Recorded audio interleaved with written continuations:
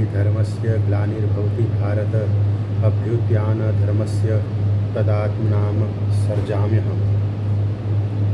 यदा यदा जब जब भी और जहाँ भी निश्चय ही धर्म की ग्लानि हानि पतन भवती होती है। भारत है भरतवंशी अभ्युत्थानां प्रधानता अधर्मस्य अधर्म की तदा उस समय आत्मानम अपने को सर्जामी प्रकट करता हूँ, अहम मैं। हे भरतवंशी, जब भी और जहाँ भी धर्म का पतन होता है और अधर्म की प्रधानता होने लगती है, तब मैं अवतार लेता हूँ। तात्पर्य यहाँ पर सर्जामी शब्द महत्वपूर्ण है। सर्जामी सृष्टि के अर्थ में नहीं प्रयुक्त हो सकता, क्योंकि पिछले श्लोक के अनुसार भगवान के स्वरूप या शरीर की सृष्टि नहीं होती, क्योंकि उनके सारे स्वरूप शाश्वत रूप से विद्यमान रहने वाले हैं। अतः सर्जामी का अर्थ है कि भगवान स्वयं यथारूप में प्रकट होते हैं। यद्यपि भगवान कार्यक्रम अनुसार अर्थात ब्रह्मा के एक दिन में 7वें मनु के 28वें युग में द्वापर के अंत में प्रकट होते हैं, किंतु वे इस नियम का पालन करने के लिए बाध्य नहीं हैं, क्योंकि वे स्वेच्छा से कर्म करने के लिए स्वतंत्र है। अतः जब भी अधर्म की प्रधानता तथा धर्म का लोप होने लगता है तो वे स्वेच्छा से प्रकट होते हैं। धर्म के नियम वेदों में दिए हुए हैं, और यदि इन नियमों के पालन में कोई त्रुटि आती है तो मनुष्य अधार्मिक हो जाता है। श्री भागवत में बताया गया है कि ऐसे नियम भगवान के नियम है। केवल भगवान ही किसी धर्म की व्यवस्था कर सकते हैं। वेद भी मूलतः ब्रह्मा के हृदय में से भगवान द्वारा उच्चरित माने जाते हैं। अतः धर्म के नियम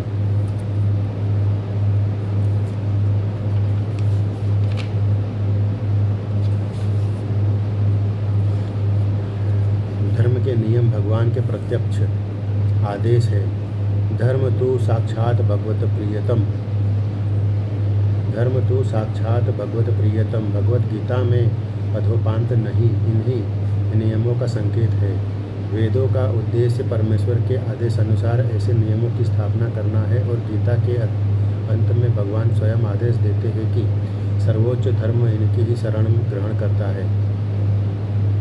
वैदिक नियम जीव को पूर्ण शरणागति की ओर अग्रसर कराने वाले हैं, और जब भी असुरों द्वारा इन नियमों में व्यवधान आता है तभी भगवान प्रकट होते हैं। श्रीमद् भागवत पुराण से हम जानते हैं कि बुद्ध कृष्ण के अवतार है, जिनका प्रादुर्भाव उस समय हुआ जब भौतिकतावाद का बोलबाला था, और भौतिकतावादी लोग वेदों को प्रमाण बनाकर उसकी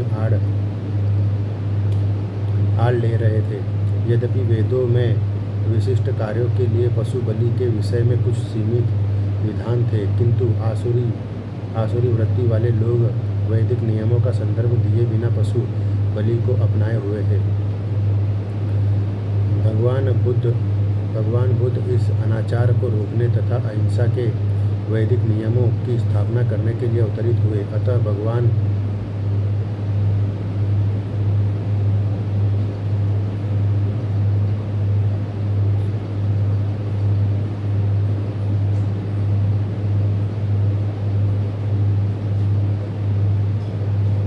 वैदिक नियमों की स्थापना करने के लिए अवतरित हुए। अतः भगवान के प्रति प्रत्येक अवतार का विशेष उद्देश्य होता है, और इन सबका वर्णन शास्त्रों में हुआ है।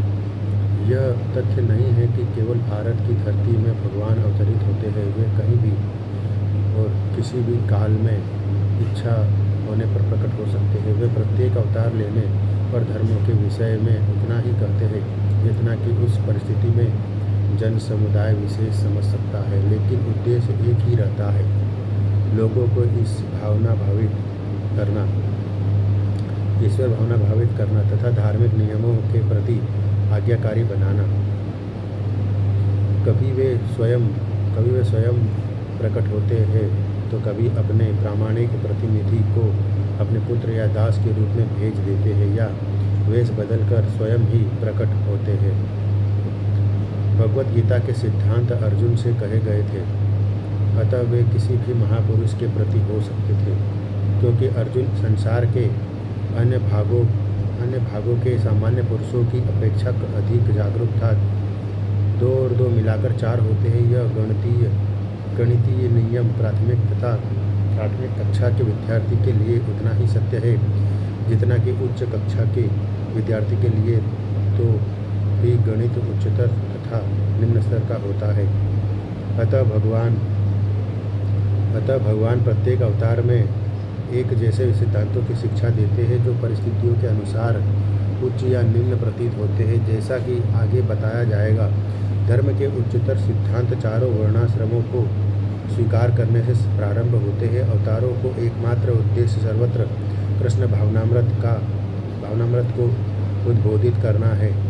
परिस्थिति के अनुसार यह भावनामृत प्रकट तथा अप्रकट होता है।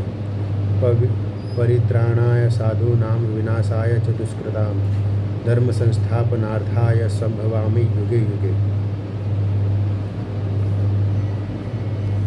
परित्राणाय उद्धार के लिए, साधूनां भक्तों के विनाशाय संसार के लिए, च तथा दुष्कृताम दुष्टों के धर्म के संस्थापन अर्थाय पुनः स्थापित करने के लिए, संभवामि प्रकट होता हूँ, युगे युग में। भक्तों का उद्धार करने, दुष्टों का विनाश करने तथा धर्म की फिर से स्थापना करने के लिए मैं हर युग में प्रकट होता हूँ। तात्पर्य, भगवत गीता के अनुसार साधु पवित्र पुरुष कृष्ण भावना भावित व्यक्ति है। अधार्मिक लगने वाले व्यक्ति के भी यदि पूर्ण कृष्ण चेतना हो तो उसे साधु समझना चाहिए। दुष्कृताम उन व्यक्तियों के लिए आया है जो कृष्ण भावनामृत की परवाह नहीं करते। ऐसे दुष्कृताम या उपद्रवी, मूर्ख तथा अधम व्यक्ति कहलाते हैं, भले ही वे सांसारिक शिक्षा से वशीभूत क्यों न हो। इसके विपरीत यदि कोई 100% कृष्ण भावनामृत में लगा रहता है तो वह विद्वान या सुसंस्कृत न भी हो फिर भी वह साधु माना जाता है। जहाँ तक अनिश्वरवादियों का प्रश्न है, भगवान के लिए आवश्यक नहीं कि वे इनके विनाश के लिए उस रूप में अवतरित हो जिस रूप में वे रावण तथा कंस का वध करने के लिए हुए थे। भगवान के ऐसे अनेक अनुचर हैं जो असुरों का संहार करने में सक्षम है, किंतु भगवान तो अपने उन निष्काम भक्तों को तुष्ट करने के लिए विशेष रूप से अवतार लेते हैं जो असुरों द्वारा निरंतर तंग किए जाते हैं।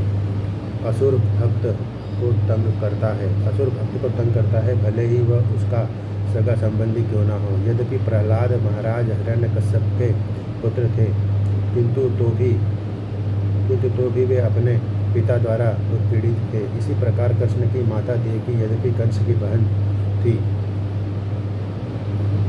किंतु उन्हें तथा उनके पति वासुदेव को इसीलिए दंडित किया गया था क्योंकि उनसे कृष्ण को जन्म लेना था। अतः भगवान कृष्ण मुख्यतः देवकी के उद्धार करने के लिए प्रकट हुए थे, कंस को मारने के लिए नहीं, किंतु ये दोनों कार्य एक साथ संपन्न हो गए।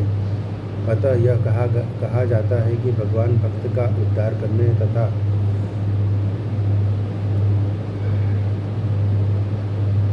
तथा दुष्ट असुरों का संहार करने के लिए विभिन्न अवतार लेते हैं। कृष्णदास कविराज कृत चैतन्य चरितामृत के निम्नलिखित श्लोकों मध्य 20.263 से 264 में से अवतार के सिद्धांतों का सारांश प्रकट होता है। सृष्टि हेतु इव मूर्ति प्रपंचे अवतरे से ईश्वर मूर्ति अवतार नाम धरे। मायातीत परव्योमे अपसबार अवस्थान विश्वे अवतरी धरे अवतार नाम। अवतार अथवा ईश्वर का अवतार भगवत धाम से भौतिक प्राकट्य हेतु होता है। ईश्वर का यह विशिष्ट रूप जो इस प्रकार अवतरित होता है अवतार कहलाता है। ऐसे अवतार भगवत धाम में स्थित रहते हैं। जब वे भौतिक सृष्टि में उतरते हैं तो उन्हें अवतार कहा जाता है। अवतार कई तरह के होते हैं, यथा पुरुष अवतार, गुणावतार, लीलावतार, सत्यावेश अवतार, मनवंतर अवतार तथा युगावतार। इन सबका इस ब्रह्मांड में क्रमानुसार अवतरण होता है, किंतु भगवान कृष्ण आदि भगवान है और समस्त अवतारों के उद्गम है। भगवान श्री कृष्ण शुद्ध भक्तों की चेतना को दूर करने के विशिष्ट प्रयोजन से अवतार लेते हैं, जो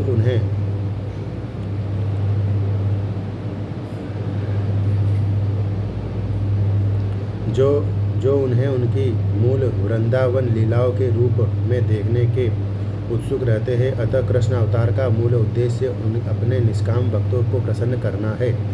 भगवान का वचन है कि वे प्रत्येक युग में अवतरित होते रहते हैं। इससे सूचित होता है कि वे कलयुग में भी अवतार लेते हैं, जैसा कि श्रीमद् भागवत में कहा गया है कि कलयुग के अवतार भगवान चैतन्य महाप्रभु ने, जिन्होंने संकीर्तन आंदोलन के द्वारा कृष्ण पूजा का प्रसार किया और पूरे भारत में कृष्ण भावनामृत का विस्तार किया। उन्होंने यह भविष्यवाणी की कि संकीर्तन की यह संस्कृति सारे विश्व के नगर नगर तथा ग्राम ग्राम में फैलेगी।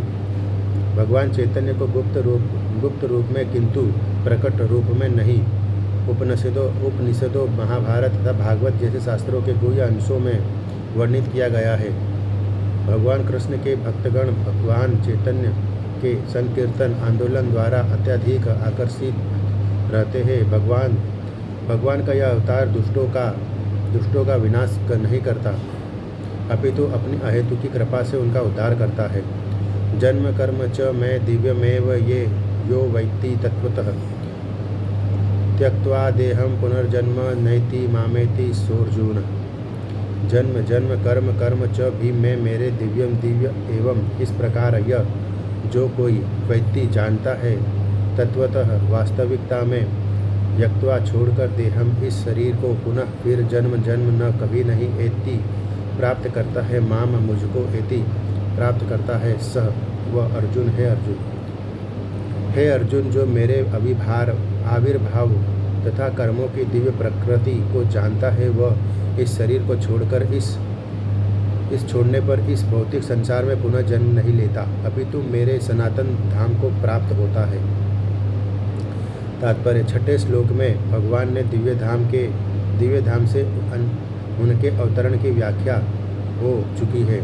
जो मनुष्य भगवान के आविर्भाव के सत्य को समझ लेता है, वह इस भवबंधन से मुक्त हो जाता है और इस शरीर को छोड़ते ही वह तुरंत भगवान के धाम को लौट जाता है।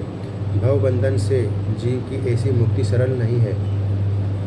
निर्विशेषवादी तथा योगी जन पर्याप्त कष्ट तथा अनेकानेक जन्मों के बाद ही मुक्ति प्राप्त कर पाते हैं।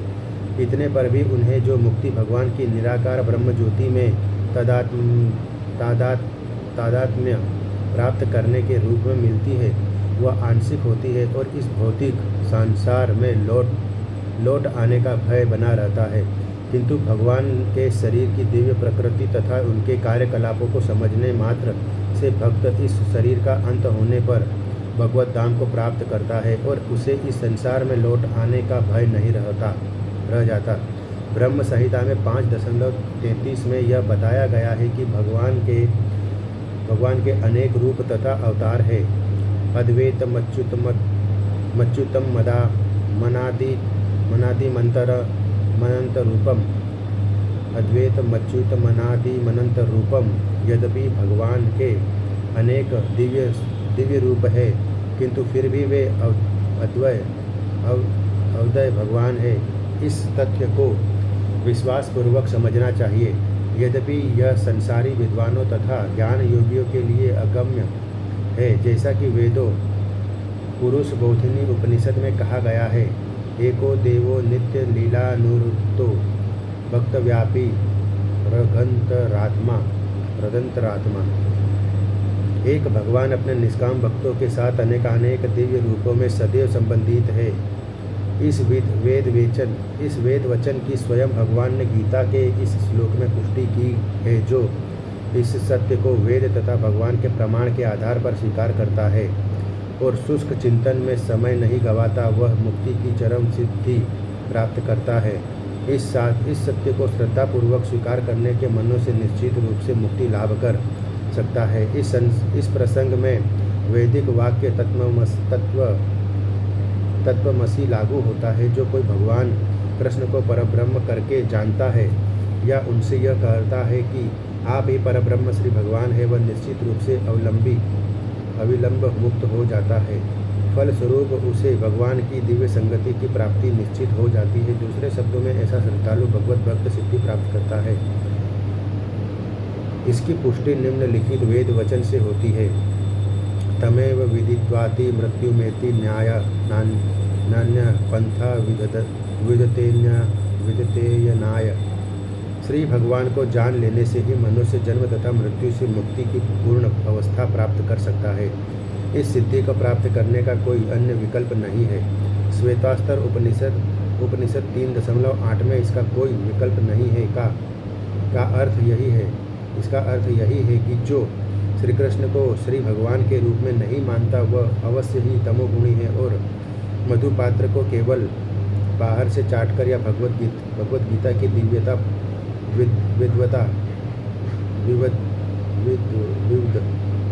विविधतापूर्ण संसारी विवेचना करके मोक्ष प्राप्त नहीं कर सकता। ऐसे शुष्क दार्शनिक भौतिक जगत में महत्वपूर्ण भूमिका निभाने वाले हो सकते हैं, किंतु वे मुक्ति के अधिकारी नहीं होते। ऐसे अभिमानी संसारी विद्वानों को भगवत भक्त की अहेतुकी कृपा की प्रतीक्षा करनी पड़ती है। अतः मनुष्य को चाहिए कि श्रद्धा तथा ज्ञान के साथ कृष्ण भावनामृत का अनुशीलन करे और सिद्धि प्राप्त करने का यही उपाय है।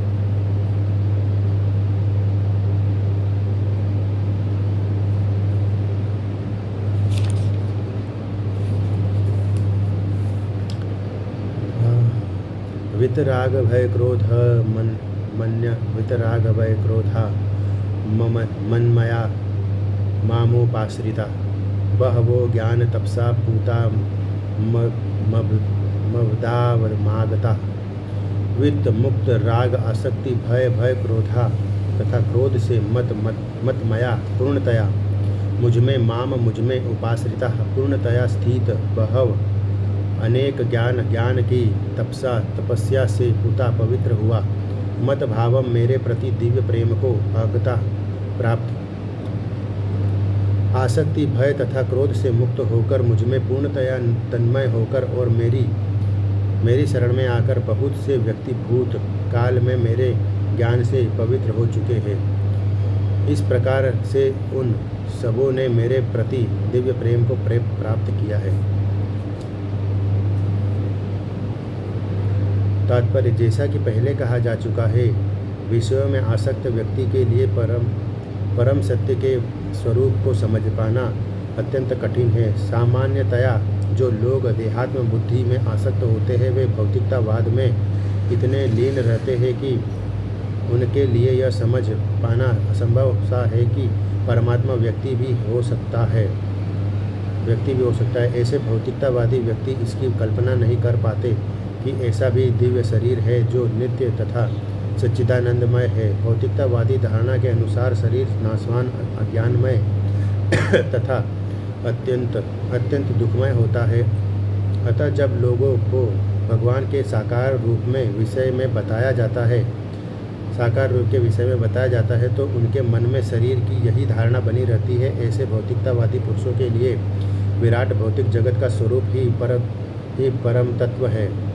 फलस्वरूप वे परमेश्वर को निराकार मानते हैं और भौतिकता में इतने तल्लीन रहते हैं कि भौतिक पदार्थों से मुक्ति के बाद भी अपना स्वरूप बनाए रखने के विचार से डरते हैं।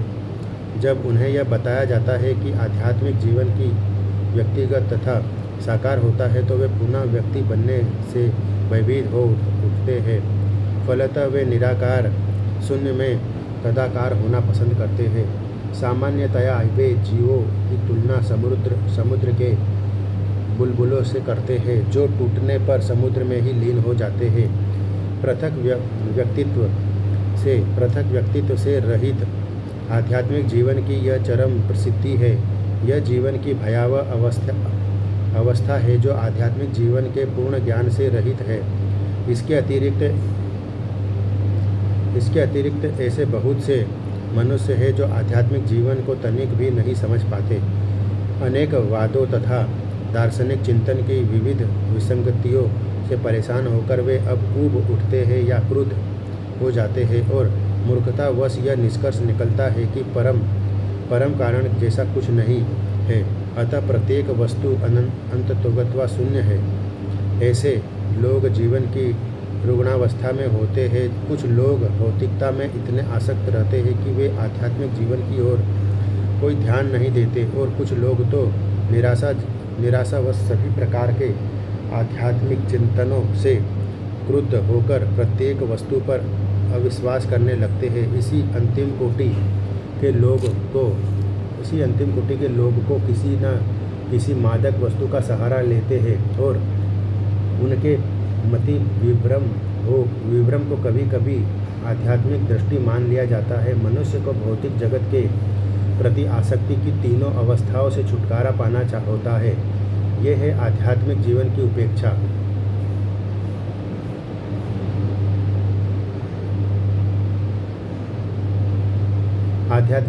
आध्यात्मिक साकार रूप का भय तथा जीवन की हताशा से उत्पन्न शून्यवाद की कल्पना जीवन की इन तीनों अवस्थाओं से छुटकारा पाने के लिए प्रामाणिक गुरु के निर्देशन में भगवान की शरण ग्रहण करना और भक्तिमय जीवन के नियम तथा विधि विधानों का पालन करना आवश्यक है।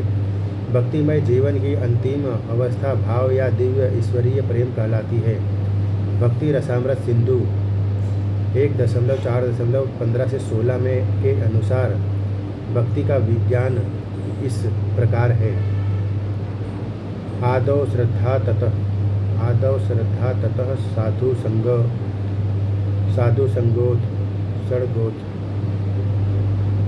सर्गोथ भजन क्रिया ततो नैर्थ निवृत्ति स्यात् ततो निष्ठा रुचिस्तत अथासक्तिस्ततो भावस्तथ प्रेमाभ्युदंचति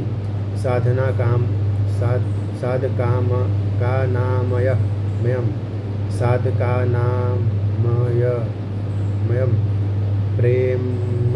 प्रेम्णः प्रादुर्भावे भवेत्क्रमः।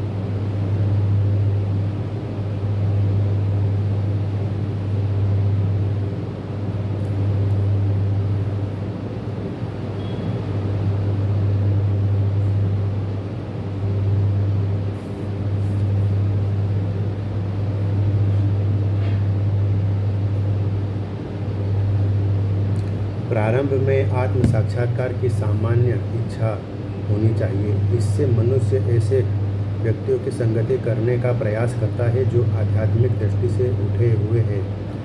असली अवस्था में गुरु से दीक्षित होकर नव दीक्षित भक्त उसके आदेशानुसार भक्ति योग प्रारंभ करता है। इस प्रकार सद्गुरु के निर्देश में भक्ति करते हुए वह समस्त भौतिक आसक्ति से युक्त हो जाता है।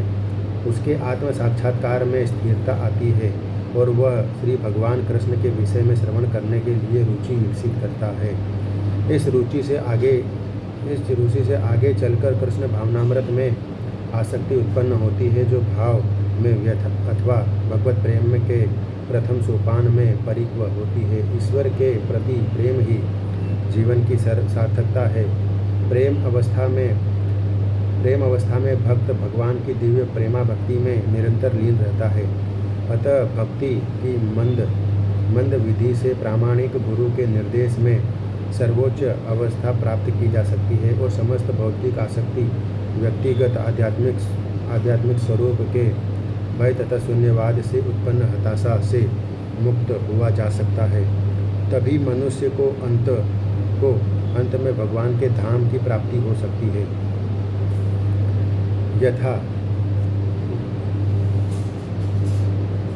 यथा माँ प्रपघन्ते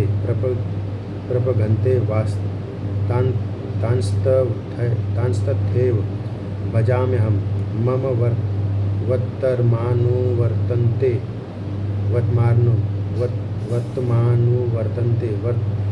वर्तमानुवर्तन्ते मनुष्याः पार्थ सर्वशः। ये जो यथा जिस तरह माम मेरी प्रपधन्ते शरण में जाते हैं तान उनको तथा उसी तरह एवं निश्चय ही भजामी फल देता हूँ। अहम में मम मेरे वर्तमान पथ का अनुगमन करते हैं मनुष्य सारे मनुष्य पार्थ है प्रथापुत्र सर्वस्व सभी प्रकार से।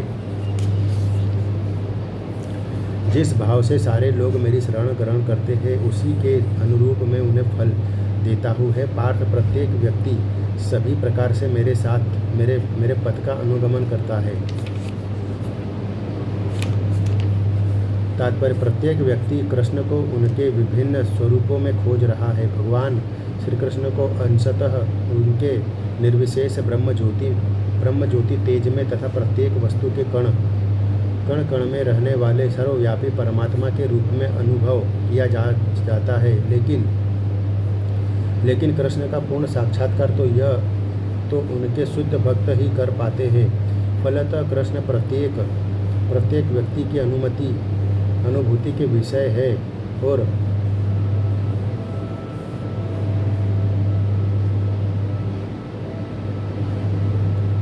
इस तरह कोई भी और सभी अपनी अपनी इच्छा के अनुसार तुष्ट होते हैं। दिव्य जगत में भी श्री कृष्ण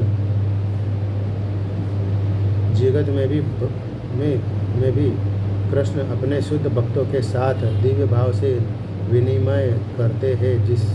जिस तरह से भक्त उन्हें चाहता है, कोई एक भक्त कृष्ण को परम स्वामी के रूप में चाह सकता है, दूसरा अपने सखा के रूप में, तीसरा अपने पुत्र के रूप में और चौथा अपने प्रेमी के रूप में। कृष्ण सभी भक्तों को समान रूप से उनके प्रेम की प्रगाढ़ता के अनुसार फल देते हैं। भौतिक जगत में भी ऐसी ही विनिमय की अनुभूतियाँ होती है और वे विभिन्न प्रकार के भक्तों के अनुसार भगवान द्वारा समभाव से विनिमय की जाती है। शुद्ध भक्त यहाँ पर और दिव्य धाम में भी कृष्ण का सानिध्य प्राप्त करते हैं और भगवान की अवसाकार सेवा कर सकते हैं। इस तरह वे उनकी प्रेमा भक्ति का दिव्य आनंद प्राप्त करते हैं। किंतु जो निर्विशेषवादी है और जो जीवात्मा के अस्तित्व को मिटाकर आध्यात्मिक आत्मघात करना चाहते हैं, कृष्ण उनको भी अपने तेज में लीन करके उनकी सहायता करते हैं। ऐसे निर्विशेषवादी सच्चिदानंद भगवान को स्वीकार नहीं करते। फलतः वे अपने व्यक्तित्व को मिटाकर भगवान के दिव्य सगुण भक्ति के आनंद को प्राप्त नहीं करते। उनमें से कुछ जो निर्विशेष सत्ता में दृढ़तापूर्वक स्थिर नहीं हो पाते, वे अपनी कार्य करने की सुप्त इच्छाओं को प्रदर्शित करने के लिए इस भौतिक क्षेत्र में वापस आते हैं। उन्हें वैकुंठ लोक में प्रवेश करने नहीं दिया जाता, किंतु उन्हें भौतिक लोक में कार्य करने का अवसर प्रदान किया जाता है। जो सकाम कर्मी है, भगवान उन्हें यज्ञेश्वर के रूप में उनके कर्मों का वांछित फल देते हैं। जो योगी है और योग शक्ति की खोज में रहते हैं, उन्हें योग शक्ति प्रदान करते हैं। दूसरे शब्दों में, प्रत्येक व्यक्ति की सफलता भगवान की कृपा पर आश्रित रहती है और समस्त प्रकार की आध्यात्मिक विधियां एक ही पथ में सफलता की विभिन्न कोटियां हैं। अतः जब तक कोई कृष्ण भावनामृत की सर्वोच्च सिद्धि तक नहीं पहुंच जाता, तब तक सारे प्रयास अपूर्ण रहते हैं। जैसा कि श्रीमद् भागवत में 2.3.10 में कहा गया है, अकामः सर्वकामो वा मोक्षकाम उदारधि तीव्रेण भक्ति योगेन यजेत पुरुषम परम। मनुष्य चाहे निष्काम हो या फल का इच्छुक हो या मुक्ति का इच्छुक ही क्यों ना हो, उसे पूरे सामर्थ्य से भगवान की सेवा करनी चाहिए, जिससे उसे पूर्ण सिद्धि प्राप्त हो सके, जिसका पर्यवसान कृष्ण भावनामृत में होता है।